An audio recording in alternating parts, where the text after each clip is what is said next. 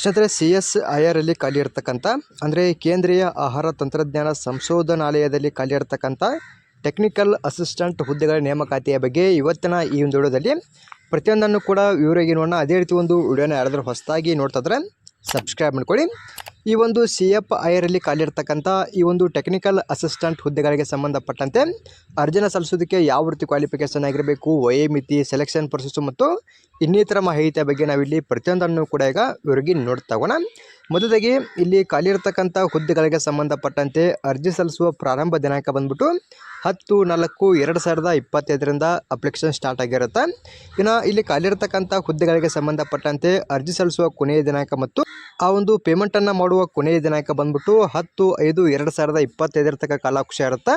ಈ ಒಂದು ದಿನಾಂಕದ ಒಳಗಡೆಯಾಗಿ ನೀವು ಇಲ್ಲಿ ಅರ್ಜಿನ ಸಲ್ಲಿಸ್ಬೋದು. ಇನ್ನು ಯಾರೆಲ್ಲ ಅರ್ಜಿನ ಸಲ್ಲಿಸ್ಬೋದು ಅದರ ಬಗ್ಗೆ ಕೂಡ ನಿಮಗೆ ಮಾಹಿತಿಯನ್ನು ತಿಳಿಸಿಕೊಡ್ತೀನಿ. ಇನ್ನು ಇದಾದಮೇಲೆ ಇಲ್ಲಿ ನೀವು ಆನ್ಲೈನ್ ಮೂಲಕ ಅರ್ಜಿನ ಸಲ್ಲಿಸಿ ಆ ಒಂದು ಅಪ್ಲಿಕೇಶನ್ ಫಾರಮನ್ನು ಪ್ರಿಂಟನ್ನು ತೊಗೊಳ್ಳದೇ ಇದ್ದಲ್ಲಿ ಆ ಒಂದು ಅಪ್ಲಿಕೇಶನ್ ಫಾರಮನ್ನು ಪ್ರಿಂಟನ್ನು ತೊಗೊಳ್ಳೋದಕ್ಕೆ 19/5/2025 ತನಕ ಕಾಲಾವಕಾಶ ಇರುತ್ತೆ. ಈ ಒಂದು ದಿನಾಂಕದ ಒಳಗಡೆಯಾಗಿ ನೀವು ಇಲ್ಲಿ ಆ ಒಂದು ಫಾರಮನ್ನು ಪ್ರಿಂಟನ್ನು ತೊಗೋಬೋದಾಗಿರುತ್ತೆ. ಇನ್ನು ಇದಾದಮೇಲೆ ಸ್ಕೆಡ್ಯೂಲ್ಡ್ ಅಪ್ ಟ್ರೇಡ್ ಟೆಸ್ಟ್ ಆಗಿರ್ಬೋದು, ಅದೇ ರೀತಿ ಅಡ್ಮಿಟ್ ಕಾರ್ಡ್ ಬಗ್ಗೆ ಆಗಿರ್ಬೋದು, ಮತ್ತು ಒಂದು ರಿಟರ್ನ್ ಎಕ್ಸಾಮಿನೇಷನ್ ಯಾವಾಗ ಬರ್ಬೋದು ಅದರ ಬಗ್ಗೆಯೂ ಕೂಡ ಇಲ್ಲಿ ಮಾಹಿತಿಯನ್ನು ಕೊಟ್ಟಿರ್ತಾರೆ. ಇವೆಲ್ಲದರ ಬಗ್ಗೆಯೂ ಕೂಡ ಜೂನ್ ಅಥವಾ ಜುಲೈಯಲ್ಲಿ ಬರ್ಬೋದು, ಅಂದರೆ ಪರೀಕ್ಷೆ ಬರ್ಬೋದು ಅಂತವರು ಮಾಹಿತಿಯನ್ನು ಕೊಟ್ಟಿರ್ತಾರೆ. ಟ್ರೇಡ್ ಟೆಸ್ಟ್ ಆಗಿರ್ಬೋದು, ಎಕ್ಸಾಮಿನೇಷನ್ ಆಗಿರ್ಬೋದು, ಅಡ್ಮಿಟ್ ಕಾರ್ಡ್ ಆಗಿರ್ಬೋದು ಜೂನ್ ಅಥವಾ ಜುಲೈ 2025 ಬರುತ್ತೆ ಅಂತವರು ತಾತ್ಕಾಲಿಕವಾಗಿ ಒಂದು ಮಂತ್ಗಳನ್ನ ಇಲ್ಲಿ ಕೊಟ್ಟಿರ್ತಾರೆ. ಇನ್ನು ಇದಾದಮೇಲೆ ಇಲ್ಲಿ ಖಾಲಿ ಇರ್ತಕ್ಕಂಥ ಹುದ್ದೆಗಳಿಗೆ ಸಂಬಂಧಪಟ್ಟಂತೆ ನಾವು ಇಲ್ಲಿ ಆನ್ಲೈನ್ ಮೂಲಕ ಅಪ್ಲಿಕೇಶನ್ನ ಹಾಕಬೇಕು. ಆ ಒಂದು ಅಪ್ಲೈ ಮಾಡೋ ಲಿಂಕನ್ನು ನಮ್ಮ ಟೆಲಿಗ್ರಾಮ್ ಗ್ರೂಪಲ್ಲಿ ಕೊಟ್ಟಿರ್ತೀನಿ. ಎಲಿಜಿಬಲ್ ಆಗಿರ್ತಕ್ಕಂಥ ಅಭ್ಯರ್ಥಿಗಳು ಆ ಒಂದು ಲಿಂಕ್ ಮೇಲೆ ಕ್ಲಿಕ್ ಮಾಡ್ಕೊಂಡು ಅರ್ಜಿನ ಸಲ್ಲಿಸ್ಬೋದು. ಇನ್ನೂ ಒಂದು ಫೈನಲ್ ಆಗಿರ್ತಕ್ಕಂಥ ರಿಸಲ್ಟನ್ನು ಯಾವಾಗ ಡಿಕ್ಲೇರ್ ಮಾಡ್ತಾರಂದರೆ ಇವರು ಇಲ್ಲಿ ನೋಡಿ ನೀವು ಜುಲೈ 2025 ಆ ಒಂದು ರಿಸಲ್ಟ್ನು ಕೂಡ ಡಿಕ್ಲೇರ್ ಮಾಡ್ತಕ್ಕಂಥದ್ದು. ಅಂದರೆ ಪೂರಾ ಫೈನಲ್ ಆಗಿರ್ತಕ್ಕಂಥ ಮೆರಿಟ್ ಲಿಸ್ಟನ್ನು ಜುಲೈ 2025 ಒಂದು ಡಿಕ್ಲೇರ್ ಮಾಡ್ತೀವಿ ಅಂತವರು ತಾತ್ಕಾಲಿಕವಾಗಿ ಒಂದು ಮಂತನ್ನು ಕೂಡ ಇಲ್ಲಿ ಕೊಟ್ಟಿರ್ತಕ್ಕಂಥದ್ದು. ನೀವು ಕೂಡ ಯಾರೆಲ್ಲ ಅರ್ಜಿನ ಸಲ್ಲಿಸ್ಬೇಕಂತ ಅಂದ್ಕೊಂಡಿರ್ತೀರಿ ಇಲ್ಲಿ ಕೊಟ್ಟಿರ್ತಕ್ಕಂಥ ಒಂದು ಮಾಹಿತಿಗಳನ್ನ ಚೆಕ್ ಮಾಡ್ಕೋಕ್ಕಾಗತ್ತೆ. ಇನ್ನು ಇವಾಗ ಇಲ್ಲಿ ಖಾಲಿ ಇರ್ತಕ್ಕಂಥ ಹುದ್ದೆಗಳ ಸಂಖ್ಯೆ ಬಗ್ಗೆ ಮಾಹಿತಿನ ನೋಡ್ತಾ ಹೋದ್ರೆ ಇಲ್ಲಿ ಟೋಟಲ್ ಆಗಿ 18 ಹುದ್ದೆಗಳು ಖಾಲಿ ಇರ್ತವೆ. ಇನ್ನು ಇದಾದಮೇಲೆ ಸಪ್ರೇಟಾಗಿ ಇಲ್ಲಿ ಕೂಡ ಅವರು ಪೋಸ್ಟ್ ವೈಸು ಎಷ್ಟೆಷ್ಟು ವೇಕೆನ್ಸಿಗಳು ಖಾಲಿ ಇದಾವೆ, ಜೊತೆಗೆ ಸ್ಯಾಲ್ರಿ ಮತ್ತು ಕ್ಯಾಟಗರಿ ಆಧಾರದ ಮೇಲೆ ಖಾಲಿ ಇರ್ತಕ್ಕಂಥ ಹುದ್ದೆಗಳ ಸಂಖ್ಯೆ ಬಗ್ಗೆಯೂ ಕೂಡ ಮಾಹಿತಿಯನ್ನು ಕೊಟ್ಟಿರ್ತಾರೆ. ಅದರ ಬಗ್ಗೆ ನಿಮಗೆ ಇಲ್ಲಿ ಮಾಹಿತಿಯನ್ನು ತಿಳಿಸ್ಕೊಡ್ತೀನಿ. ಇಲ್ಲಿ ಮೊದಲಾಗಿ TA01 ಅಂತ ಕೊಟ್ಟಿರ್ತಾರಲ್ಲ, ಇದಕ್ಕೆ ಅರ್ಜಿನ ಸಲ್ಲಿಸೋದಕ್ಕೆ ಬೇರೆ ಕ್ವಾಲಿಫಿಕೇಷನ್ ಇರುತ್ತೆ. ಅಂದರೆ ಇಲ್ಲಿ ನೋಡಿ ನೀವು ಕೆಳಗಡೆ ಅವರು ಮತ್ತೆ ಇಲ್ಲಿ ಕ್ವಾಲಿಫಿಕೇಷನ್ನು ಕೂಡ ಸಪ್ರೇಟಾಗಿ ಕೊಟ್ಟಿರ್ತಾರೆ. ಅದಕ್ಕೋಸ್ಕರ ಅವರು ವೇಕೆನ್ಸಿಗಳನ್ನು ಕೂಡ ಸಪ್ರೇಟಾಗಿ ಕೊಟ್ಟಿದ್ದಾರೆ. ನಿಮ್ದು ಯಾವ ಒಂದು ಕ್ವಾಲಿಫಿಕೇಷನ್ ಆಗಿರುತ್ತೋ ಆ ಒಂದು ಕ್ವಾಲಿಫಿಕೇಷನ್ಗೆ ತಕ್ಕಂತೆ ನಿಮ್ಮ ಕ್ಯಾಟಗರಿ ಆಧಾರದ ಮೇಲೆ ಖಾಲಿ ಇರ್ತಕ್ಕಂಥ ಹುದ್ದೆಗಳ ಸಂಖ್ಯೆಯನ್ನು ಸರಿಯಾಗಿ ಚೆಕ್ ಮಾಡ್ಕೊಂಡು ಅರ್ಜಿನ ಸಲ್ಲಿಸ್ಬೋದಾಗಿರುತ್ತೆ. ಇಲ್ಲೂ ಕೂಡ ಅವರು ಸಪ್ರೇಟಾಗಿ ಮಾಹಿತಿಯನ್ನು ಕೊಟ್ಟಿರ್ತಾರೆ. ಇಲ್ಲಿ ಸ್ಯಾಲ್ರಿ ಲೆವೆಲ್ ಬಂದ್ಬಿಟ್ಟು ಲೆವೆಲ್ 6 ಸ್ಯಾಲ್ರಿ ಸಿಗುತ್ತೆ. ಅಂದರೆ 35,400 ರೂಪಾಯಿಂದ ಹಿಡಿದು 1,12,400 ರೂಪಾಯಿ ತನಕ ಒಂದು ಪೇ ಸ್ಕೇಲ್ ಇರುತ್ತೆ. ಇನ್ನು ಇದಾದಮೇಲೆ ಗರಿಷ್ಠವಾಗಿ 28 ವರ್ಷದ ಒಳಗಡೆ ಇರ್ತಕ್ಕಂಥವ್ರು ಇಲ್ಲಿ ಖಾಲಿ ಇರ್ತಕ್ಕಂಥ ಹುದ್ದೆಗಳಿಗೆ ಸಂಬಂಧಪಟ್ಟಂತೆ ಅರ್ಜಿನ ಸಲ್ಲಿಸ್ಬೋದು. ಇದಲ್ಲದೆ ಸಪ್ರೇಟಾಗಿ SC ಮತ್ತು ST ಅವರಿಗೆ ಸಂಬಂಧಪಟ್ಟಂತೆ 5 ವರ್ಷದ ತನಕ ವಯೋಮಿತಿ ಸಲ್ಲಿಕೆ ಸಿಗುತ್ತೆ. ಇನ್ನು OBC ಅವರಿಗೆ ಸಂಬಂಧಪಟ್ಟಂತೆ 3 ವರ್ಷದ ತನಕ ಒಂದು ವಯೋಮಿತಿ ಸಲ್ಲಿಕೆಯನ್ನು ಕೂಡ ಸಿಗತಕ್ಕಂಥದ್ದು. ಇವಾಗ ಅರ್ಜಿನ ಸಲ್ಲಿಸೋದಕ್ಕೆ ಯಾವ ರೀತಿ ಕ್ವಾಲಿಫಿಕೇಷನ್ ಆಗಿರಬೇಕು ಅದರ ಬಗ್ಗೆ ನಾವು ಇಲ್ಲಿ ಮಾಹಿತಿಯನ್ನು ನೋಡ್ತಾ ಹೋಗೋಣ. ಇಲ್ಲಿ ಮೊದಲಾಗಿ ನೋಡಿ ನೀವು TA01 ಅಂತ ಕೊಟ್ಟಿರ್ತಾರಲ್ಲ, ಅಂದರೆ ಇದು ಟೆಕ್ನಿಕಲ್ ಅಸಿಸ್ಟೆಂಟ್ 1 ಅಂತ ಅರ್ಥ ಆಗಿರುತ್ತೆ. ಅದು ಪೋಸ್ಟ್ ಕೋಡ್ ಬಂದ್ಬಿಟ್ಟು 1 ಅಂತ ಅರ್ಥ ಆಗಿರುತ್ತೆ. ಇಲ್ಲಿ ಮೆಕ್ಯಾನಿಕಲ್ ಇಂಜಿನಿಯರಿಂಗ್ ಅಂತ ಕೊಟ್ಟಿರ್ತಾರಲ್ಲ, ಅಂದರೆ ಇಲ್ಲಿ ಮೆಕ್ಯಾನಿಕಲ್ ಇಂಜಿನಿಯರಿಂಗ್ ಏರಿಯಾದಲ್ಲಿ ಹುದ್ದೆಗಳು ಖಾಲಿ ಇರ್ತವೆ. ಇಲ್ಲಿ ಅರ್ಜಿನ ಸಲ್ಲಿಸೋದಕ್ಕೆ ಯಾವ ರೀತಿ ಕ್ವಾಲಿಫಿಕೇಷನ್ ಆಗಿರಬೇಕಂದ್ರೆ ಡಿಪ್ಲೊಮಾದಲ್ಲಿ ಯಾರ್ದೆಲ್ಲ ಮೆಕ್ಯಾನಿಕಲ್ ಇಂಜಿನಿಯರಿಂಗ್ ಆಗಿರುತ್ತಾ ಕನಿಷ್ಠವಾಗಿ 3 ವರ್ಷಗಳ ಕಾಲ ನೀವು ಇಲ್ಲಿ ಅರ್ಜಿನ ಸಲ್ಲಿಸ್ಬೋದು. ಜೊತೆಗೆ ಒಂದು ಕ್ವಾಲಿಫಿಕೇಷನಲ್ಲಿ ಕನಿಷ್ಠವಾಗಿ 60% ತೊಗೊಂಡು ಪಾಸ್ ಆಗಿರಬೇಕು ಮತ್ತು ಕನಿಷ್ಠವಾಗಿ 2 ವರ್ಷಗಳ ಕಾಲ ಎಕ್ಸ್ಪೀರಿಯನ್ಸು ಕೂಡ ಆಗಿರಬೇಕಾಗತ್ತಂಥವ್ರು ಮಾಹಿತಿಯನ್ನು ಕೊಟ್ಟಿರ್ತಾರೆ. ಇದು ಈ ಒಂದು ಹುದ್ದೆಗೆ ಸಂಬಂಧಪಟ್ಟಂತೆ ಅರ್ಜಿನ ಸಲ್ಲಿಸೋದಕ್ಕೆ ಬೇಕಾಗಿರ್ತಕ್ಕಂಥ ಒಂದು ಕ್ವಾಲಿಫಿಕೇಷನ್ ಆಗಿರುತ್ತೆ. ಇನ್ನು ಈ ಒಂದು ಕ್ವಾಲಿಫಿಕೇಷನ್ ಆಗದೇ ಇದ್ದಲ್ಲಿ ಕೆಳಗಡೆ ಮತ್ತೊಂದು ಕ್ವಾಲಿಫಿಕೇಷನ್ ಕೂಡ ಕೊಟ್ಟಿದ್ದಾರೆ R ಅಂತ ಹೇಳಿ. ಇಲ್ಲಿ ಯಾವ ರೀತಿ ಕ್ವಾಲಿಫಿಕೇಷನ್ ಇದೆ ಅಂತ ನೋಡ್ತಾ ಹೋದ್ರೆ ಇಲ್ಲಿ ಕೂಡ ಸೇಮ್ ರೀತಿಯಾಗಿ ಕ್ವಾಲಿಫಿಕೇಷನ್ನ ಕೊಟ್ಟಿರ್ತಾರೆ. ಇಲ್ಲಿ ನಿಮ್ಮದು ಡಿಪ್ಲೊಮಾದಲ್ಲಿ ಕನಿಷ್ಠವಾಗಿ 2 ವರ್ಷಗಳ ಕಾಲ ಮೆಕ್ಯಾನಿಕಲ್ ಇಂಜಿನಿಯರಿಂಗ್ ಆಗಿದ್ದರೂ ಕೂಡ ನೀವು ಇಲ್ಲಿ ಅಪ್ಲಿಕೇಶನ್ನ ಹಾಕ್ಬೋದು. ಮತ್ತು ಇಲ್ಲಿ ಕನಿಷ್ಠವಾಗಿ 60% ತೊಗೊಂಡಿರಲೇಬೇಕು. ಮತ್ತು ಇಲ್ಲಿ 2 ವರ್ಷಗಳ ಕಾಲ ಎಕ್ಸ್ಪೀರಿಯನ್ಸ್ ಅಂತರೂ ಕಡ್ಡಾಯವಾಗಿ ಆಗಿರಲೇಬೇಕಾಗತ್ತಾ. ಇದು ಈ ಒಂದು ಹುದ್ದೆಗೆ ಸಂಬಂಧಪಟ್ಟಂತೆ ಅರ್ಜಿನ ಸಲ್ಲಿಸೋದಕ್ಕೆ ಆಯಿತು. ಇಲ್ಲಿ ಟೋಟಲಾಗಿ 9 ಹುದ್ದೆಗಳನ್ನ ಕೊಟ್ಟಿರ್ತಾರೆ ಈ ಒಂದು ಪೋಸ್ಟ್ಗೆ. ಇಲ್ಲಿ UR ಅಂದರೆ ಜನರಲ್ ಅವರಿಗೆ ಸಂಬಂಧಪಟ್ಟಂತೆ 2, ಇನ್ನು UR ಅಲ್ಲಿ ಬರ್ತಕ್ಕಂಥ PWBD ಅಭ್ಯರ್ಥಿಗಳಿಗೆ ಸಂಬಂಧಪಟ್ಟಂತೆ 1, ಇನ್ನು EWS ಅಲ್ಲಿ 1, SC ಅಲ್ಲಿ 1, ಅದೇ ರೀತಿ OBC ಅಲ್ಲಿ 3, ಅದೇ ರೀತಿಯಲ್ಲಿ ST ಅಲ್ಲಿ 1 ಹುದ್ದೆಯನ್ನು ಕೊಟ್ಟಿರ್ತಾರೆ. ಈ ರೀತಿಯಾಗಿ ನೀವು ಇಲ್ಲಿ ಒಂದು ವೇಕೆನ್ಸಿ ಲಿಸ್ಟನ್ನು ಚೆನ್ನಾಗಿ ಚೆಕ್ ಮಾಡ್ಕೊಂಡು ಮತ್ತು ಕ್ವಾಲಿಫಿಕೇಷನ್ ಆಗಿದ್ದರೆ ನೀವು ಇಲ್ಲಿ ಅಪ್ಲಿಕೇಶನ್ನ ಹಾಕ್ಬೋದು. ಇನ್ನು TA02 ಅಂತ ಕೊಟ್ಟಿದ್ದಾರೆ. ಇಲ್ಲಿ ಟೋಟಲಾಗಿ 1 ಹುದ್ದೆ ಮಾತ್ರ ಖಾಲಿ ಇರುತ್ತೆ. ಇಲ್ಲಿ ನೋಡಿದ್ ನೀವು ಕಂಪ್ಯೂಟರ್ ಸೈನ್ಸ್ ಆ್ಯಂಡ್ ಇಂಜಿನಿಯರಿಂಗ್ ಅಂತ ಕೊಟ್ಟಿರ್ತಾರಲ್ಲ, ಇಲ್ಲಿ ಕೂಡ ಸೇಮ್ ಇದೇ ರೀತಿಯಾಗಿ ನಿಮ್ಮದು ಡಿಪ್ಲೊಮಾದಲ್ಲಿ ಅಥವಾ BSCಯಲ್ಲಿ ಕಂಪ್ಯೂಟರ್ ಸೈನ್ಸ್ ಆಗಿರಬೇಕು. ಇನ್ನು ಡಿಪ್ಲೊಮಾದಲ್ಲಿ ನೀವೇನಾದರೂ ಅಪ್ಲಿಕೇಶನ್ನ ಹಾಕ್ತಾ ಇದ್ದರೆ ಕಂಪ್ಯೂಟರ್ ಸೈನ್ಸ್ ಮತ್ತು ಇಂಜಿನಿಯರಿಂಗ್ ಆಗಿರ್ತಕ್ಕಂಥವ್ರು ಅಪ್ಲಿಕೇಶನ್ನ ಹಾಕ್ಬೋದು. ಇದು ಆಗದಲ್ಲಿ ಕಂಪ್ಯೂಟರ್ ಇಂಜಿನಿಯರಿಂಗ್ ಆಗಿರ್ತಕ್ಕಂಥವ್ರು ಅಪ್ಲಿಕೇಶನ್ನ ಹಾಕ್ಬೋದು. ಇದು ಕೂಡ ಆಗದಲ್ಲಿ ಕಂಪ್ಯೂಟರ್ ಟೆಕ್ನಾಲಜಿ ಇದೆ, ಇದು ಕೂಡ ಆಗದಲ್ಲಿ ಇನ್ಫಾರ್ಮೇಷನ್ ಟೆಕ್ನಾಲಜಿ ಇದೆ. ಇಲ್ಲಿ ಕೊಟ್ಟಿರ್ತಕ್ಕಂಥ ಯಾವುದಾದ್ರೂ ಒಂದು ವಿಭಾಗದಲ್ಲಿ 3 ವರ್ಷಗಳ ಕಾಲ ನೀವು ಇಲ್ಲಿ ಸ್ಟಡಿಯನ್ನು ಮಾಡಿ, ಜೊತೆಗೆ ಅದರಲ್ಲಿ ಕನಿಷ್ಠವಾಗಿ 60% ತಗೊಂಡು ಮತ್ತು ಇಲ್ಲಿ ರಿಲೇಟೆಡ್ ಫೀಲ್ಡಲ್ಲಿ 2 ವರ್ಷಗಳ ಕಾಲ ಎಕ್ಸ್ಪೀರಿಯೆನ್ಸು ಕೂಡ ಆಗಿರ್ತಕ್ಕಂಥವ್ರು ಈ ಒಂದು ಹುದ್ದೆಗೆ ಸಂಬಂಧಪಟ್ಟಂತೆ ಅರ್ಜಿನ ಸಲ್ಲಿಸ್ಬೋದು. ನೀವೇನಾದರೂ ಡಿಪ್ಲೊಮಾ ಮೇಲೆ ಅಪ್ಲಿಕೇಶನ್ನ ಹಾಕ್ತಾ ಇದ್ದರೆ ಕನಿಷ್ಠವಾಗಿ 2 ವರ್ಷಗಳ ಕಾಲ ಎಕ್ಸ್ಪೀರಿಯೆನ್ಸ್ ಅಂತರೂ ಕಡ್ಡಾಯವಾಗಿ ಆಗಿರಲೇಬೇಕು. ಇನ್ನು BSc ಮೇಲೆ ನೀವೇನಾದರೂ ಅಪ್ಲಿಕೇಶನ್ನ ಹಾಕ್ತಾ ಇದ್ದರೆ BScಯಲ್ಲಿ ಕಂಪ್ಯೂಟರ್ ಸೈನ್ಸ್ ಆಗಿರಬೇಕು. ಇಲ್ಲಿ ಕೂಡ 60%ಅನ್ನು ತೊಗೊಂಡಿರಬೇಕು. ಮತ್ತು ಇಲ್ಲಿ 1 ವರ್ಷಗಳ ಕಾಲ ಎಕ್ಸ್ಪೀರಿಯೆನ್ಸ್ ಆಗಿರಬೇಕಾಗತ್ತೆ. ನೀವೇನಾದರೂ BSc ಮೇಲೆ ಅಪ್ಲಿಕೇಶನ್ನ ಹಾಕ್ತಾ ಇದ್ದರೆ 1 ವರ್ಷಗಳ ಕಾಲ ಆ ಒಂದು ಹುದ್ದೆಗೆ ಸಂಬಂಧಪಟ್ಟಂತೆ ರಿಲೇಟೆಡಾಗಿ ಎಕ್ಸ್ಪೀರಿಯೆನ್ಸು ಕೂಡ ಆಗಿರಲೇಬೇಕಾಗತ್ತೆ. ಇಲ್ಲಿ UR ಅಲ್ಲಿ 1 ಹುದ್ದೆಯನ್ನು ಕೊಟ್ಟಿದ್ದಾರೆ, ಕರೆಕ್ಟಾಗಿ ಚೆಕ್ ಮಾಡ್ಕೊಳ್ಳಿ. ಇನ್ನು TA03 ಅಂತ ಕೊಟ್ಟಿದ್ದಾರಲ್ಲ, ಈ ಒಂದು ಹುದ್ದೆಗೆ ಸಂಬಂಧಪಟ್ಟಂತೆ ಇಲ್ಲಿ ಕೂಡ 1 ಹುದ್ದೆಯನ್ನು ಮಾತ್ರ ಕೊಟ್ಟಿದ್ದಾರೆ. ಇಲ್ಲಿ ಎಲೆಕ್ಟ್ರಾನಿಕ್ಸ್ ಇಂಜಿನಿಯರಿಂಗ್ ಅಂತ ಕೊಟ್ಟಿರ್ತಾರೆ.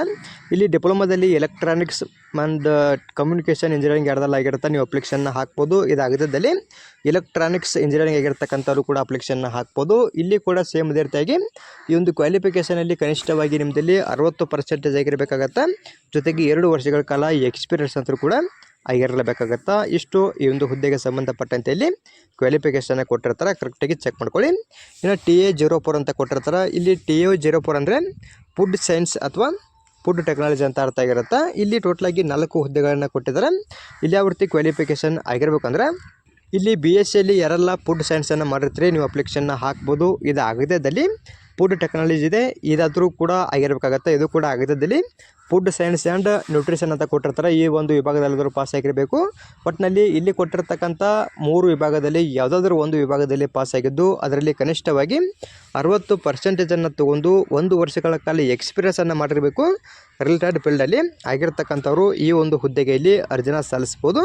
ಈ ಒಂದು ಕ್ವಾಲಿಫಿಕೇಷನ್ ಆಗದಲ್ಲಿ ಕೆಳಗಡೆ ಮತ್ತೊಂದು ಕ್ವಾಲಿಫಿಕೇಷನ್ ಕೂಡ ಕೊಟ್ಟಿದ್ದಾರೆ. ಇಲ್ಲಿ ಯಾವ ರೀತಿ ಇದೆ ಅಂದರೆ ಇಲ್ಲಿ ಕೂಡ ಸೇಮ್ ಅದೇ ರೀತಿಯಾಗಿ ಕೊಟ್ಟಿದ್ದಾರೆ. ಇಲ್ಲಿ ಕೂಡ ನೀವು ಇಲ್ಲಿ ಕೊಟ್ಟಿರ್ತಕ್ಕಂಥ ಯಾವುದಾದ್ರೂ ಒಂದು ವಿಭಾಗದಲ್ಲಿ ಪಾಸ್ ಆಗಿದ್ದು 1 ವರ್ಷಗಳ ಕಾಲ ಫುಲ್ ಟೈಮ್ ಆಗಿ ನೀವು ಅಂದರೆ ಪ್ರೊಫೆಷ್ನಲ್ ಕ್ವಾಲಿಫಿಕೇಷನ್ನ ಕಂಪ್ಲೀಟ್ ಮಾಡಿರ್ಬೇಕಾಗತ್ತಾ. ಈ ಒಂದು ಕ್ವಾಲಿಫಿಕೇಷನ್ ಆಗಿರ್ತಕ್ಕಂಥವ್ರು ಕೂಡ ಇಲ್ಲಿ ಅರ್ಜಿನ ಸಲ್ಲಿಸ್ಬೋದು. ಸರಿಯಾಗಿ ಚೆಕ್ ಮಾಡ್ಕೊಳ್ಳಿ. ಇನ್ನು TA05 ಅಂತ ಕೊಟ್ಟಿರ್ತಾರೆ, ಮೈಕ್ರೋಬಯಾಲಜಿ ಅಂತ ಅರ್ಥ ಆಗಿರುತ್ತೆ. ಇಲ್ಲಿ ಕೂಡ 1 ಹುದ್ದೆಯನ್ನು ಕೊಟ್ಟಿದ್ದಾರೆ. ಇಲ್ಲಿ BScಯಲ್ಲಿ ಎರಡಲ್ಲ ಮೈಕ್ರೋಬಯಾಲಜಿ ಆಗಿರುತ್ತೆ. ಅದರಲ್ಲಿ ನೀವು ಕನಿಷ್ಠವಾಗಿ 60% ತೊಗೊಂಡು 1 ವರ್ಷಗಳ ಕಾಲ ಎಕ್ಸ್ಪೀರಿಯೆನ್ಸ್ ಆಗಿರ್ತಕ್ಕಂಥವ್ರು ಈ ಒಂದು ಹುದ್ದೆಗೆ ಇಲ್ಲಿ ಅರ್ಜಿನ ಸಲ್ಲಿಸ್ಬೋದು. ಇದು ಕೂಡ ಸೇಮ್ ಅದೇ ರೀತಿಯಾಗಿ ಈ ಒಂದು ಕ್ವಾಲಿಫಿಕೇಷನ್ ನಿಮ್ದು ಆಗದಲ್ಲಿ ಪ್ರೊಫೆಷ್ನಲ್ ಆಗಿ ನೀವು 1 ವರ್ಷಗಳ ಕಾಲ ಫುಲ್ ಟೈಮ್ ಆಗಿ ಈ ಒಂದು ಕ್ವಾಲಿಫಿಕೇಷನ್ನ ಕಂಪ್ಲೀಟ್ ಮಾಡಿದರೂ ಕೂಡ ಅಪ್ಲಿಕೇಶನ್ನ ಹಾಕ್ಬೋದಾಗಿರುತ್ತೆ. ಇದು ಈ ಒಂದು ಹುದ್ದೆಗೆ ಸಂಬಂಧಪಟ್ಟಂತೆ ಆಯಿತು.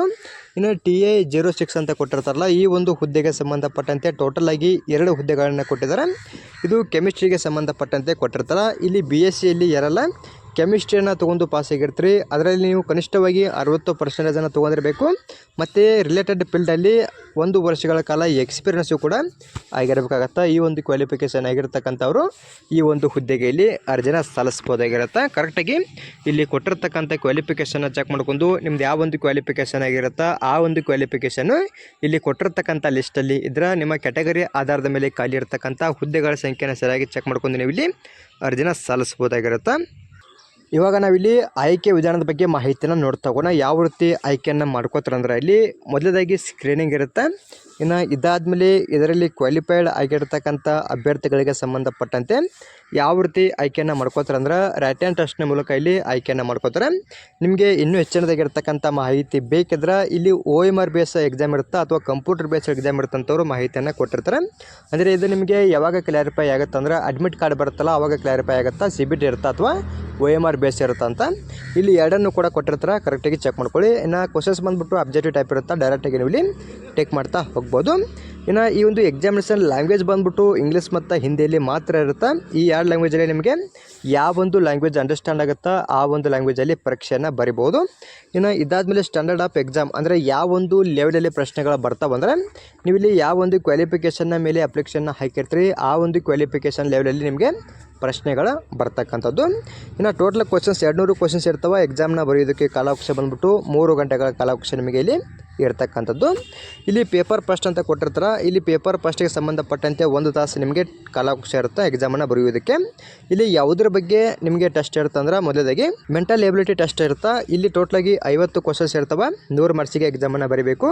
ಇಲ್ಲಿ ಯಾವುದೇ ರೀತಿ ನೆಗೆಟಿವ್ ಮಾರ್ಕ್ಸ್ ಇರೋಂಗಿಲ್ಲ ಪೇಪರ್ ಫಸ್ಟಲ್ಲಿ. ಇನ್ನು ಇದಾದಮೇಲೆ ಪೇಪರ್ 2 ಇರುತ್ತೆ. ಪೇಪರ್ 2ಗೆ ಸಂಬಂಧಪಟ್ಟಂತೆ 30 ನಿಮಿಷ ಕಾಲಾವಕಾಶ ಇರುತ್ತೆ. ಇಲ್ಲಿ ಜನರಲ್ ಅವೇರ್ನೆಸ್ಸು ಮತ್ತು ಇಂಗ್ಲೀಷ್ ಲ್ಯಾಂಗ್ವೇಜ್ ಇರುತ್ತೆ. 25 ಕ್ವಶನ್ಸು ಟೋಟಲಾಗಿ 75 ಮಾರ್ಕ್ಸಿಗೆ ನೀವು ಇಲ್ಲಿ ಎಕ್ಸಾಮನ್ನು ಬರೀಬೇಕಾಗತ್ತೆ. ಇಲ್ಲಿ ನೆಗೆಟಿವ್ ಮಾರ್ಕ್ಸ್ ಇರುತ್ತೆ. 1 negative mark per every wrong answer ಅಂತ ಕೊಟ್ಟಿರ್ತಾರೆ. ಅಂದರೆ ನಿಮ್ದು ಏನಾದರೂ ಇಲ್ಲಿ 1 ತಪ್ಪಾದರೆ 1 ಸರಿಯಾಗಿರ್ತಕ್ಕಂಥ ಉತ್ತರವನ್ನು ಇಲ್ಲಿ ಕಟ್ ಮಾಡ್ತಕ್ಕಂಥದ್ದು. ಇದು ಪೇಪರ್ 2ಗೆ ಸಂಬಂಧಪಟ್ಟಂತೆ ನೆಗೆಟಿವನ್ನು ಕೊಟ್ಟಿರ್ತಾರೆ, ಕರೆಕ್ಟಾಗಿ ಚೆಕ್ ಮಾಡ್ಕೊಳ್ಳಿ. ಇನ್ನು ಪೇಪರ್ 3 ಬಗ್ಗೆ ನೋಡ್ತಾ ಹೋದ್ರೆ ಇಲ್ಲಿ ಕಾನ್ಸಂಟ್ರೇಟೆಡ್ ಸಬ್ಜೆಕ್ಟ್ ಅಂತ ಕೊಟ್ಟಿರ್ತಾರೆ. ಇಲ್ಲಿ ಟೋಟಲಾಗಿ 90 ನಿಮಿಷ ನಿಮಗೆ ಕಾಲಾವಕಾಶ ಇರುತ್ತೆ ಎಕ್ಸಾಮನ್ನು ಬರೆಯೋದಕ್ಕೆ. 100 ಕ್ವಶನ್ಸ್ ಇರ್ತವೆ, 300 ಮಾರ್ಕ್ಸಿಗೆ ನೀವು ಇಲ್ಲಿ ಎಕ್ಸಾಮನ್ನು ಬರೀಬೇಕು. ಇಲ್ಲಿ ಕೂಡ ಸೇಮ್ ಇದೇ ರೀತಿಯಾಗಿ ನಿಮ್ದೇನಾದರೂ 1 ತಪ್ಪಾದಲ್ಲಿ 1 ಸರಿಯಾಗಿರ್ತಕ್ಕಂಥ ಉತ್ತರವನ್ನು ಇಲ್ಲಿ ಕಟ್ ಮಾಡ್ತಕ್ಕಂಥದ್ದು. ಇಲ್ಲಿ ಕರೆಕ್ಟಾಗಿ ಕೊಟ್ಟಿರ್ತಕ್ಕಂಥ ಒಂದು ಎಕ್ಸಾಮಿನೇಷನ್ ಬಗ್ಗೆ ನೀವು ಇಲ್ಲಿ ಮಾಹಿತಿಯನ್ನು ಚೆಕ್ ಮಾಡಬೇಕಾಗತ್ತೆ. ಇನ್ನು ಎಕ್ಸಾಮಲ್ಲಿ ಕ್ವಾಲಿಫೈಡ್ ಆದಮೇಲೆ ಅವರು ಮೆರಿಟನ್ನು ಬಿಡ್ತಾರೆ. ಮೆರಿಟಲ್ಲಿ ಕ್ವಾಲಿಫೈಡ್ ಆದಮೇಲೆ ಡಾಕ್ಯುಮೆಂಟೇಷನ್ ಮತ್ತು ಮೆಡಿಕಲ್ ಎಕ್ಸಾಮಿನೇಷನ್ ಮೂಲಕ ಇಲ್ಲಿ ಆಯ್ಕೆಯನ್ನು ಮಾಡ್ಕೊಳ್ತಕ್ಕಂಥದ್ದು. ನಿಮಗೂ ಕೂಡ ಇನ್ನೂ ಹೆಚ್ಚಿನದಾಗಿರ್ತಕ್ಕಂಥ ಆಯ್ಕೆ ವಿಧಾನದ ಬಗ್ಗೆ ಏನಾದರೂ ಮಾಹಿತಿ ಬೇಕಿದ್ರೆ ಇಲ್ಲಿ ಕೂಡ ಅವರು ಕೆಳಗಡೆ ಕೊಟ್ಟಿದ್ದಾರೆ. ಈ ಒಂದು ವಿಡಿಯೋನ ಪಾಸ್ ಮಾಡ್ಕೊಂಡು ಇಲ್ಲಿ ಕೂಡ ನೀವು ಕ್ಲಾರಿಫಿಕೇಷನ್ನ ತೊಗೋಬೋದಾಗಿರುತ್ತೆ. ಇನ್ನು ಹೌ ಟು ಅಪ್ಲೈ ಬಗ್ಗೆ ಮಾಹಿತಿಯನ್ನು ಕೊಟ್ಟಿರ್ತಾರೆ. ಇದಕ್ಕೂ ಮುಂಚೆ ನಿಮಗೆ ಹೇಳಿದ್ದೀನಿ, ಇಲ್ಲಿ ಖಾಲಿರ್ತಕ್ಕಂಥ ಹುದ್ದೆಗಳಿಗೆ ಸಂಬಂಧಪಟ್ಟಂತೆ ನೀವು ಇಲ್ಲಿ ಆನ್ಲೈನ್ ಮೂಲಕ ಅಪ್ಲಿಕೇಶನ್ನ ಹಾಕಬೇಕು. ಈ ಒಂದು ಅಪ್ಲೈ ಮಾಡೋ ಲಿಂಕನ್ನು ನಮ್ಮ ಟೆಲಿಗ್ರಾಮ್ ಗ್ರೂಪಲ್ಲಿ ಕೊಟ್ಟಿರ್ತೀನಿ. ಎಲಿಜಿಬಲ್ ಆಗಿರ್ತಕ್ಕಂಥ ಅಭ್ಯರ್ಥಿಗಳು ಆ ಒಂದು ಲಿಂಕ್ ಮೇಲೆ ಕ್ಲಿಕ್ ಮಾಡ್ಕೊಂಡು ನೀವು ಇಲ್ಲಿ ಅರ್ಜಿನ ಸಲ್ಲಿಸ್ಬೋದು. ನಿಮಗೇನಾದರೂ ಅರ್ಜಿನ ಸಲ್ಲಿಸೋದ್ರ ಬಗ್ಗೆ ಗೊತ್ತಾಗದಿದ್ದಲ್ಲಿ ಇಲ್ಲಿ ಯಾವ ರೀತಿ ಅರ್ಜಿನ ಸಲ್ಲಿಸೋದು ಅಂತ ಕೂಡ ಹಂತಗಳನ್ನು ಕೊಟ್ಟಿರ್ತಾರೆ. ಇಲ್ಲಿ ಕೊಟ್ಟಿರ್ತಕ್ಕಂಥ ಒಂದು ಹಂತಗಳನ್ನು ಫಾಲೋ ಮಾಡ್ಕೊಂಡು ಕೂಡ ನೀವು ಇಲ್ಲಿ ಈಸಿಯಾಗಿ ಅರ್ಜಿನ ಸಲ್ಲಿಸ್ಬೋದಾಗಿರುತ್ತೆ. ಇನ್ನು ಇಲ್ಲಿ ಅಪ್ಲಿಕೇಶನ್ ಫೀ ಕೂಡ ಇರುತ್ತೆ. ಯಾರಿಗೆಲ್ಲ ಅಪ್ಲಿಕೇಶನ್ ಫೀ ಇರುತ್ತಂದ್ರೆ ಇಲ್ಲಿ ಬಿಟ್ಟು ನೀವು ಮೊದಲಾಗಿ ಯಾರಿಗೆಲ್ಲ ಅಪ್ಲಿಕೇಶನ್ ಫೀ ಇರೋಂಗಿಲ್ಲ ಅದ್ರ ಬಗ್ಗೆ ನಿಮಗೆ ಮಾಹಿತಿಯನ್ನು ತಿಳಿಸ್ಕೊಡ್ತೀನಿ. ಇಲ್ಲಿ SC ST PWBD ಅದೇ ರೀತಿ ಮಹಿಳಾ ಅಭ್ಯರ್ಥಿಗಳಿಗೆ, ಮಾಜಿ ಸೈನಿಕ ಅಭ್ಯರ್ಥಿಗಳಿಗೆ ಸಂಬಂಧಪಟ್ಟಂತೆ ಇಲ್ಲಿ ಯಾವುದೇ ರೀತಿ ಒಂದು ಅಪ್ಲಿಕೇಶನ್ ಫೀ ಇರೋಂಗಿಲ್ಲ. ಇಲ್ಲಿ ಕೊಟ್ಟಿರ್ತಕ್ಕಂಥ ಅಭ್ಯರ್ಥಿಗಳನ್ನ ಬಿಟ್ಟು ಮಿಕ್ಕಿದ ಎಲ್ಲ ಅಭ್ಯರ್ಥಿಗಳಿಗೆ ಸಂಬಂಧಪಟ್ಟಂತೆ 500 ರೂಪಾಯಿ ಫೀ ಇರುತ್ತೆ. ಈ ಒಂದು 500 ರೂಪಾಯಿ ಫೀ ನೀವು ಇಲ್ಲಿ ಕೆಳಗಡೆ ಕೊಟ್ಟಿರ್ತಕ್ಕಂಥ ಈ ಒಂದು ವೆಬ್ಸೈಟ್ ಮೂಲಕ ನೀವು ಇಲ್ಲಿ ಆ ಒಂದು ಅಪ್ಲಿಕೇಶನ್ ಫೀಯನ್ನು ಪೇ ಮಾಡಬೇಕು. ಇನ್ನು ಅಪ್ಲಿಕೇಶನ್ ಬಂದುಬಿಟ್ಟು ಇಲ್ಲಿ ಮೇಲ್ಗಡೆ ಕೊಟ್ಟಿರ್ತಕ್ಕಂಥ ಈ ಒಂದು ವೆಬ್ಸೈಟ್ ಮೂಲಕ ನೀವು ಇಲ್ಲಿ ಅಪ್ಲಿಕೇಶನ್ನ ಹಾಕಬೇಕು. ಇಲ್ಲಿ ಅಪ್ಲಿಕೇಶನ್ ಹಾಕೋದು ಸಕ್ಸಸ್ಫುಲಿ ಆದಮೇಲೆ ಅದನ್ನ ಪ್ರಿಂಟೌಟ್ ತೊಗೊಂಡಿರ್ತಾರಲ್ಲ ಆ ಒಂದು ಅಪ್ಲಿಕೇಶನ್ ಫಾರ್ಮನ್ನು ಪ್ರಿಂಟೌಟ್ ತೊಗೊಂಡು ಮತ್ತು ನಿಮ್ಮ ಡಾಕ್ಯುಮೆಂಟ್ಸ್ಗಳನ್ನ ಅಟ್ಯಾಚ್ ಮಾಡಬೇಕಾಗತ್ತೆ. ಯಾವ ಒಂದು ಡಾಕ್ಯುಮೆಂಟ್ಸ್ಗಳನ್ನ ಅಟ್ಯಾಚ್ ಮಾಡ್ಬೇಕಂದ್ರೆ ಎಲ್ಲವನ್ನು ಕೂಡ ಜೆರಾಕ್ಸ್ ಕಾಪಿಯನ್ನು ಅಟ್ಯಾಚ್ ಮಾಡಬೇಕಾಗತ್ತೆ. ಎಲ್ಲವನ್ನು ಕೂಡ ಒಂದು ಸೈಡ್ ಜೆರಾಕ್ಸ್ ಕಾಪಿಯನ್ನು ಅಟ್ಯಾಚ್ ಮಾಡ್ಕೊಳ್ಳಿ. ಇಲ್ಲಿ ಯಾವ ಒಂದು ಕಾಪಿಗಳನ್ನು ಅಟ್ಯಾಚ್ ಮಾಡಬೇಕು ಅದರ ಬಗ್ಗೆ ನಿಮಗೆ ಮಾಹಿತಿಯನ್ನು ತಿಳಿಸ್ಕೊಡ್ತೀನಿ, ಕರೆಕ್ಟಾಗಿ ಚೆಕ್ ಮಾಡ್ಕೊಳ್ಳಿ. ಇಲ್ಲಿ ಮೊದಲಾಗಿ ನೀವು ಮಾರ್ಕ್ಸ್ ಕಾರ್ಡ್ಗಳನ್ನ ಅಟ್ಯಾಚ್ ಮಾಡೋಕ್ಕಾಗತ್ತೆ. ಅಂದರೆ ಎಲ್ಲವನ್ನು ಕೂಡ ಜೆರಾಕ್ಸ್ ಮಾಡಿ ನೀವು ಇಲ್ಲಿ ಅಟ್ಯಾಚ್ ಮಾಡ್ಕೊಳ್ಳಿ. ಇನ್ನು ಇದಾದಮೇಲೆ ಸಪೋರ್ಟ್ ಆ ಪೇಜ್ ಅಂತ ಕೊಟ್ಟಿರ್ತಾರೆ. ಅಂದರೆ ಏಜ್ ಪ್ರೂಫ್ಗೋಸ್ಕರ ಯಾವುದಾದ್ರೂ ಒಂದು ಸರ್ಟಿಫಿಕೇಟ್ನ ಅಟ್ಯಾಚ್ ಮಾಡಬೇಕಾಗತ್ತೆ. ಇನ್ನು ಎಜುಕೇಷನ್ ಕ್ವಾಲಿಫಿಕೇಷನ್ಸ್ ಅಂತ ಕೊಟ್ಟಿರ್ತಾರೆ, ಮತ್ತು ಎಕ್ಸ್ಪೀರಿಯನ್ಸ್ ಸರ್ಟಿಫಿಕೇಟು, ಮತ್ತು ನೀವೇನಾದರೂ ಮಾಜಿ ಸೈನಿಕ ಅಭ್ಯರ್ಥಿಗಳಾಗಿದ್ದರೆ ಡಿಸ್ಚಾರ್ಜ್ ಬೇಕು ಅಂತ ಬರ್ತಾ ಅದನ್ನು ಕೂಡ ಅಟ್ಯಾಚ್ ಮಾಡ್ಕೋಬೇಕು. ಇಲ್ಲದೇ ಅದಲ್ಲಿ ಖಾಲಿ ಬಿಟ್ಟರು ಕೂಡ ನಡೆಯುತ್ತಾ. ಇನ್ನು ಕ್ಯಾಸ್ಟ್ ಸರ್ಟಿಫಿಕೇಟ್ ಇರುತ್ತೆ. ಇದಾದಮೇಲೆ ಇಲ್ಲಿ EWS ನೀವೇನಾದರೂ EWS ಕ್ಯಾಂಡಿಡೇಟ್ ಆಗಿದ್ದರೆ ಅದನ್ನು ಕೂಡ ಅಟ್ಯಾಚ್ ಮಾಡ್ಕೋಬೇಕು ಸರ್ಟಿಫಿಕೇಟನ್ನು. ಇನ್ನು PWD ಸರ್ಟಿಫಿಕೇಟ್ ಅಂತ ಕೊಟ್ಟಿರ್ತಾರೆ. ನೀವೇನಾದರೂ PWBD ಕ್ಯಾಂಡಿಡೇಟ್ ಆಗಿದ್ರೆ ನಿಮ್ಮ PWBD ಒಂದು ಸರ್ಟಿಫಿಕೇಟ್ ಕೂಡ ಅಟ್ಯಾಚ್ ಮಾಡ್ಕೋಬೇಕು. ಇಲ್ಲದೇ ಇದ್ದಲ್ಲಿ ಅದನ್ನೇನು ಅಟ್ಯಾಚ್ ಮಾಡೋ ಅವಶ್ಯಕತೆ ಇರೋಂಗಿಲ್ಲ. ಇನ್ನು ಇದಾದಮೇಲೆ ಇಲ್ಲಿ ಈ receipt of the application fee paid ಅಂತ ಕೊಟ್ಟಿರ್ತಾರಲ್ಲ, ಅಂದರೆ ನೀವು ಏನೋ ಒಂದು ಮೇಲ್ಗಡೆ ಕೊಟ್ಟಿರ್ತಕ್ಕಂಥ ವೆಬ್ಸೈಟ್ ಮೂಲಕ ಪೇಮೆಂಟನ್ನು ಮಾಡಿರ್ತೀರಿ. ಆ ಒಂದು ಪೇಮೆಂಟ್ ಸಕ್ಸಸ್ಫುಲಿ ಆದಮೇಲೆ ನಿಮಗೆ ಫೈನಲ್ ಆಗಿ ಒಂದು ಪ್ರಿಂಟನ್ನು ಕೊಟ್ಟಿರ್ತಾರೆ. ಆ ಒಂದು ಪ್ರಿಂಟ್ನು ಕೂಡ ನೀವು ಜೆರಾಕ್ಸ್ ಮಾಡಿಸ್ಕೊಂಡು ಅದನ್ನು ಕೂಡ ಇದರ ಜೊತೆಗೆ ನೀವು ಇಲ್ಲಿ ಅಟ್ಯಾಚ್ ಮಾಡಬೇಕಾಗತ್ತೆ. ಇಲ್ಲಿ ಕೊಟ್ಟಿರ್ತಕ್ಕಂಥ ಎಲ್ಲ ಡಾಕ್ಯುಮೆಂಟ್ ಕೂಡ ಒಂದು ಸೈಡ್ ಜೆರಾಕ್ಸ್ ಮಾಡಿಸ್ಕೊಂಡು ಅದರ ಮೇಲೆಗಡೆ ನೀವು ಇಲ್ಲಿ ಸೆಲ್ಫ್ ಅಪ್ಲೋಡ್ ಮಾಡಬೇಕಾಗತ್ತೆ. ಸೆಲ್ಫ್ ಅಪ್ಲೋಡ್ ಮಾಡ್ಕೊಂಡು ಇಲ್ಲಿ ಕೆಳಗಡೆ ಕೊಟ್ಟಿರ್ತಕ್ಕಂಥ ಈ ಒಂದು ವಿಳಾಸಕ್ಕೆ ನೀವು ಇಲ್ಲಿ ನಿಮ್ಮ ಅಪ್ಲಿಕೇಶನ್ನ ಹಾಕಬೇಕಾಗತ್ತೆ. ಅಂದರೆ ಮೊದಲಾಗಿ ಆನ್ಲೈನ್ ಮೂಲಕ ಅಪ್ಲಿಕೇಶನ್ನ ಹಾಕಬೇಕು. ಅದಾದಮೇಲೆ ಕಂಪ್ಲೀಟ್ ಆದಮೇಲೆ ಮತ್ತೆ ನೀವು ಇಲ್ಲಿ ಅದನ್ನ ಪ್ರಿಂಟೌಟ್ ತೊಗೊಂಡು ನಿಮ್ಮ ಎಲ್ಲ ಡಾಕ್ಯುಮೆಂಟ್ಸ್ಗಳನ್ನು ಕೂಡ ಅಟ್ಯಾಚ್ ಮಾಡ್ಕೋಬೇಕು. ಜೆರಾಕ್ಸ್ ಸೆಟ್ಟನ್ನು ಅಟ್ಯಾಚ್ ಮಾಡ್ಕೊಂಡು ಅದರ ಮೇಲೆಗಡೆ ನೀವು ಇಲ್ಲಿ ನಿಮ್ಮ ಸಿಗ್ನೇಚರನ್ನು ಮಾಡಬೇಕಾಗತ್ತೆ. ಸೆಲ್ಫ್ ಅಪ್ಲೋಡ್ ಮಾಡಿ ಇಲ್ಲಿ ಕೊಟ್ಟಿರ್ತಕ್ಕಂಥ ಈ ಒಂದು ವಿಳಾಸಕ್ಕೆ ನೀವು ಇಲ್ಲಿ ಸ್ಪೀಡ್ ಪೋಸ್ಟ್ ಅಥವಾ ರಿಜಿಸ್ಟರ್ ಪೋಸ್ಟ್ ಮೂಲಕ ನೀವು ಇಲ್ಲಿ ವಾಪಸ್ಸಾಗಿ ಅರ್ಜಿನ ಸಲ್ಲಿಸಬೇಕಾಗತ್ತೆ. ಇಲ್ಲಿ ನೋಡಿ ನೀವು ಒಂದು ಅರ್ಜಿ ಸಲ್ಲಿಸುವ ಕೊನೆಯ ದಿನಾಂಕ ಬಂದ್ಬಿಟ್ಟು ಪೋಸ್ಟ್ ಮೂಲಕ 19/5/2025 ತನಕ ಕಾಲಾವಕಾಶ ಇರುತ್ತೆ. ಈ ಒಂದು ದಿನಾಂಕದ ಒಳಗಡೆಯಾಗಿ ನೀವು ಇಲ್ಲಿ ಅಪ್ಲಿಕೇಶನ್ನ ಹಾಕಬೇಕಾಗತ್ತೆ. ಆನ್ಲೈನ್ ಮೂಲಕ ಅಪ್ಲಿಕೇಶನ್ ಹಾಕೋದಕ್ಕೆ ಬೇರೆ ಡೇಟ್ ಇತ್ತು, ಅದರ ಬಗ್ಗೆ ನಿಮಗೆ ಮಾಹಿತಿಯನ್ನು ತಿಳಿಸ್ಕೊಟ್ಟಿದ್ದೀನಿ. ಇನ್ನು ಇದಾದಮೇಲೆ ನೀವು ಇಲ್ಲಿ ಒಂದು ಅಪ್ಲಿಕೇಶನ್ ಫಾರ್ಮನ್ನು ಹಾಕಿ ಅದರ ಮೇಲೆ ಪ್ರಿಂಟನ್ನು ತೊಗೊಂಡು ಮತ್ತೆ ನೀವು ಇಲ್ಲಿ ಪೋಸ್ಟ್ ಮೂಲಕ ಅಪ್ಲಿಕೇಶನ್ ಹಾಕೋದಕ್ಕೆ ಲಾಸ್ಟ್ ಡೇಟ್ ಬಂದ್ಬಿಟ್ಟು 19/5/2025 ತನಕ ನೀವು ಇಲ್ಲಿ ಅಪ್ಲಿಕೇಶನ್ನ ಹಾಕ್ಬೋದು. ಇಲ್ಲಿ ಮತ್ತೊಂದು ಮಾಹಿತಿ ಮೇನಾಗಿ, ಇವಾಗ ಆನ್ಲೈನ್ ಮೂಲಕ ಅಪ್ಲಿಕೇಶನ್ ಹಾಕಿ ನೀವೇನಾದರೂ ಪೋಸ್ಟ್ ಮೂಲಕ ಅಪ್ಲಿಕೇಶನ್ ಸೆಂಡ್ ಮಾಡದಿದ್ದಲ್ಲಿ ಅಂಥ ಅರ್ಜಿಗಳನ್ನ ಅವರು ಕನ್ಸಿಡರ್ ಮಾಡಂಗಿಲ್ಲ. ಅದಕ್ಕೋಸ್ಕರ ಯಾರೆಲ್ಲ ಆನ್ಲೈನ್ ಮೂಲಕ ಅಪ್ಲಿಕೇಶನ್ನ ಹಾಕಿರ್ತಾರೆ ಆ ಒಂದು ಆನ್ಲೈನ್ ಮೂಲಕ ಅಪ್ಲಿಕೇಶನ್ ಹಾಕಿರ್ತಕ್ಕಂಥ ಪ್ರಿಂಟನ್ನು ತೆಗೆದುಕೊಂಡು ಅದರ ಜೊತೆಗೆ ನಿಮ್ಮ ಡಾಕ್ಯುಮೆಂಟ್ಸ್ಗಳನ್ನ ಅಟ್ಯಾಚ್ ಮಾಡಿ ನೀವು ಇಲ್ಲಿ ಅರ್ಜಿನ ಸಲ್ಲಿಸಬೇಕಾಗತ್ತೆ. ಒಂದು ಎನ್ವಲಪ್ ಮೇಲೆಗಡೆ ಯಾವ ರೀತಿ ಮಾಹಿತಿಯನ್ನು ಫಿಲಪ್ ಮಾಡ್ಬೇಕಂತಲೂ ಕೂಡ ಇಲ್ಲಿ ಕೊಟ್ಟಿರ್ತಾರೆ.